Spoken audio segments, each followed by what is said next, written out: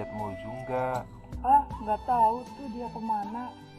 Hai Kem, kamu lihat Mozu nggak? Entahlah, aku pun dari tadi nggak ngeliat dia.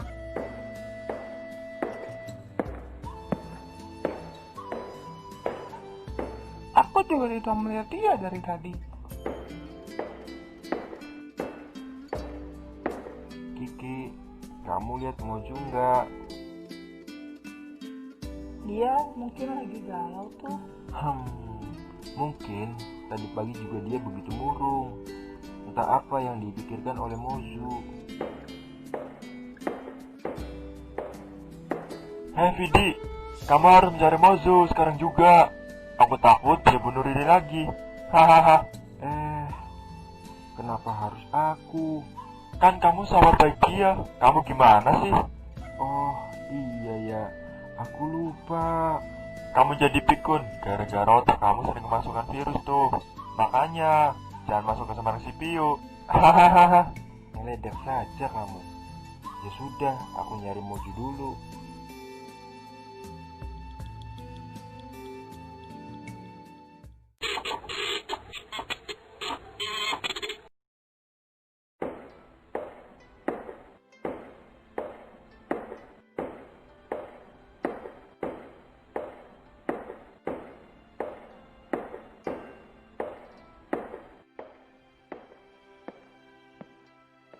Oi Mozu, sedang apa kamu di sini? Oh Vidi, apa kamu mencariku? Apa ada masalah? Ceritakan padaku. Aku sebenarnya ingin tahu nenek moyang aku dan asal-usul diriku. Aku belum pernah tahu wujud mereka. Aku juga penasaran sih mengenai asal-usul diriku. Aha, kita minta tolong sama Momo saja. Nanti si Momo bisa browsing di Google mengenai asal-usul kita. Gimana? Wih, kadang-kadang kamu cerdas juga ya. Baiklah, ayo kita minta bantuan kepada teman-teman. Oke, siap.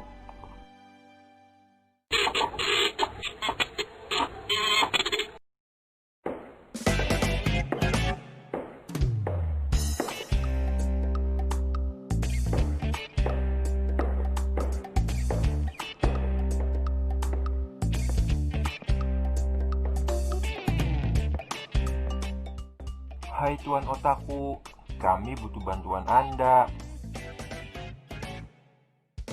Oke, saya pasti bantu kalian.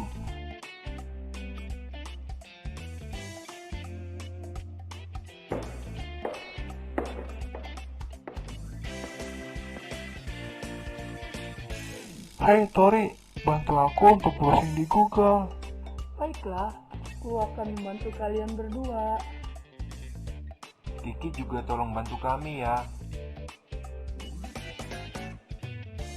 Oke, dengan senang hati.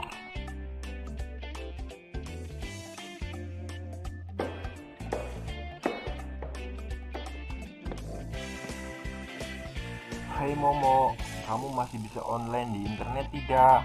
Kenapa emang? Mau Facebookan kah? Atau mau nonton YouTube? Hahaha. Kamu ini serius tahu? Oke.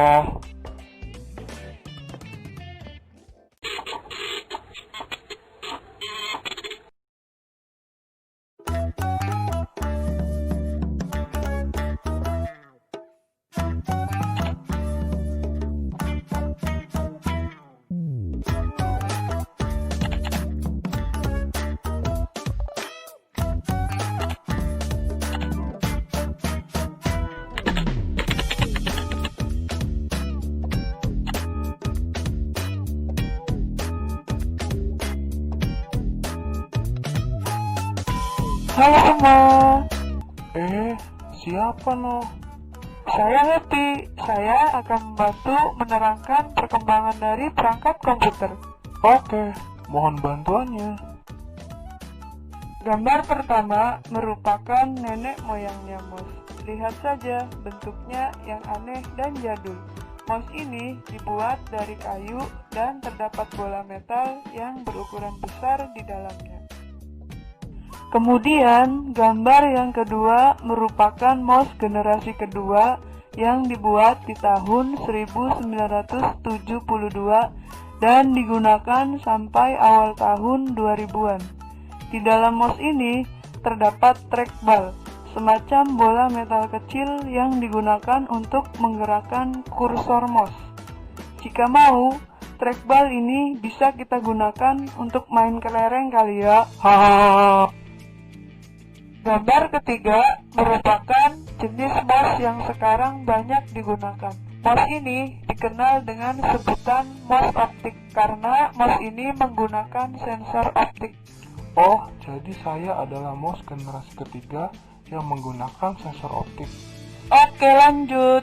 Ini merupakan gambar mouse yang dibilang cukup canggih karena ini tidak menggunakan kabel lagi, tetapi menggunakan Bluetooth untuk menggerakkan kursornya. Keren. Apa ada yang ingin dijelaskan lagi? Iya, tolong jelaskan perkembangan dari perangkat flash dong. Boleh, Wadi Piro. Hahaha. Ah, materi banget kamu.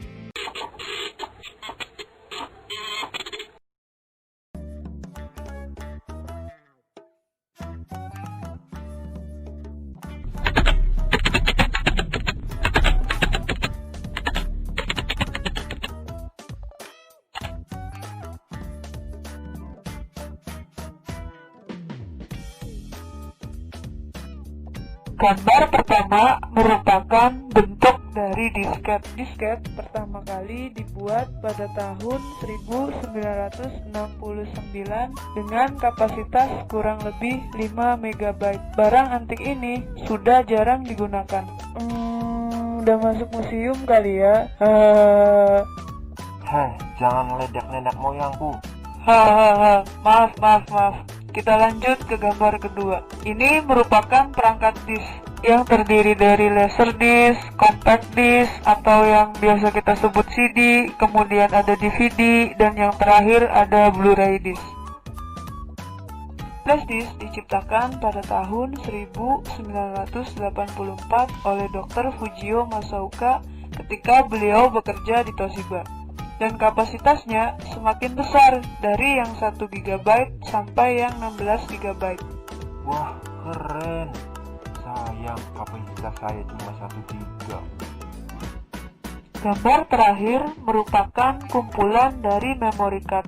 Di antaranya ada mini SD, micro SD, MMC card, dan lain-lain. Kapasitas dari memory card bisa mencapai 16 GB.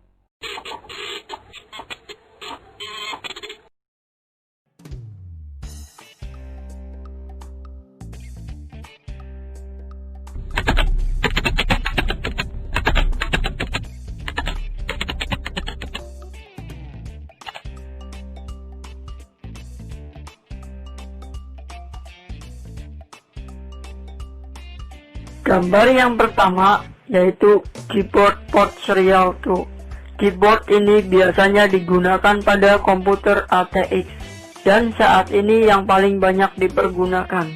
Pemasangan keyboard tipe ini harus dilakukan dengan cermat sebab port yang dimiliki sama dengan port untuk mouse.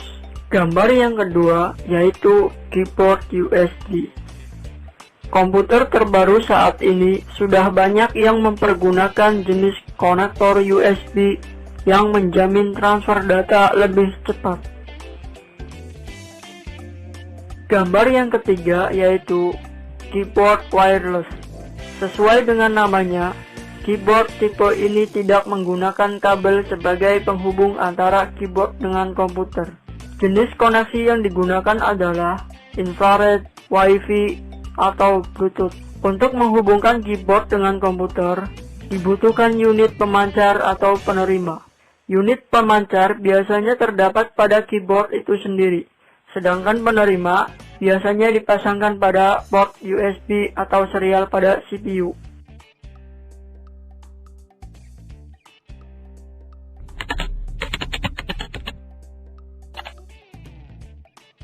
Gambar yang pertama yaitu monitor cathode ray tube atau biasa disebut dengan CRT display. Monitor ini ditemukan pada tahun 1897. Akan tetapi teknologi ini baru diadopsi sebagai penerima siaran televisi pada tahun 1926. Sejarah penemuan teknologi CRT sudah lebih dari 100 tahun dan memiliki kualitas gambar yang sangat bagus. Akan tetapi teknologi ini mempunyai satu kelemahan, yaitu semakin besar display yang akan dibuat, maka semakin besar pula tabung yang digunakan.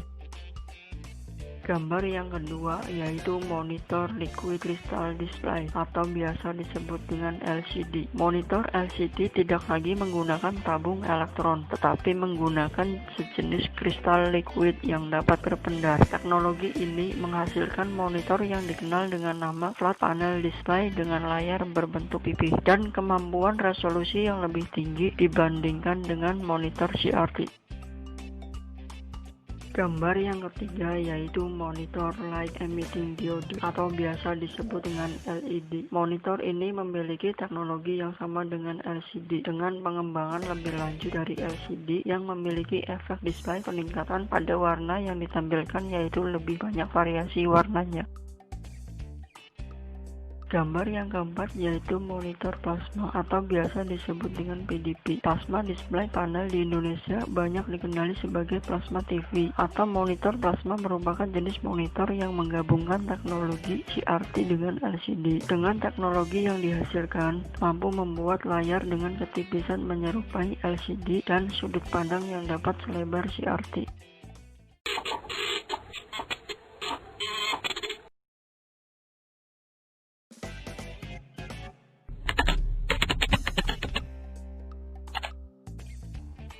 Gambar-gambar berikut merupakan kumpulan dari komputer generasi pertama yang diciptakan pada tahun 1940-an dengan bentuk yang sangat besar dan memiliki tampilan gambar hitam putih. Kemudian disusul dengan komputer generasi kedua dengan varian dari Pentium 1 sampai dengan Core i7 sebagai prosesornya. Setelah itu, muncul komputer generasi terbaru yang dikenal dengan sebutan laptop. Laptop sangat praktis dalam penggunaannya, karena bisa digunakan dimanapun dengan adanya baterai. Tetapi, ada satu lagi komputer terbaru yang sangat praktis dalam penggunaannya, namanya yaitu komputer tablet, atau biasa disebut juga dengan laptop mini. Tablet sekarang sedang menjamur dikarenakan adanya teknologi touchscreen dan gadget-gadgetnya yang sangat canggih.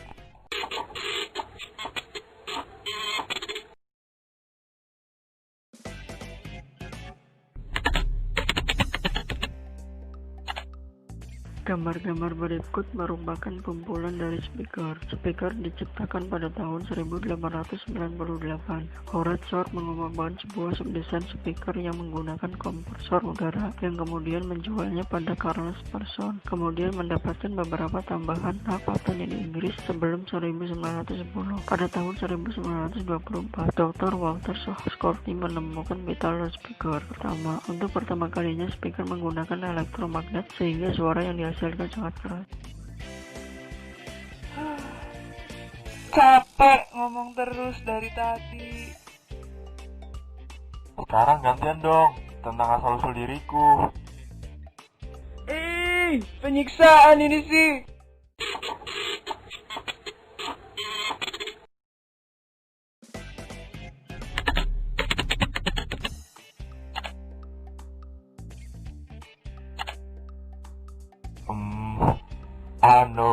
Maaf kawan-kawan, pulsa aku habis.